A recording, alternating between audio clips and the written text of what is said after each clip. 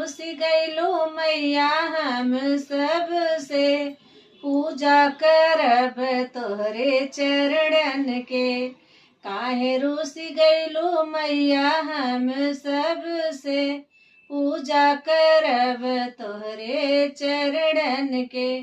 मैया के दुआरे एक अंधा पुकारे, देऊ ना नयन मैया हम सबके, पूजा करब तोहरे चरणन के।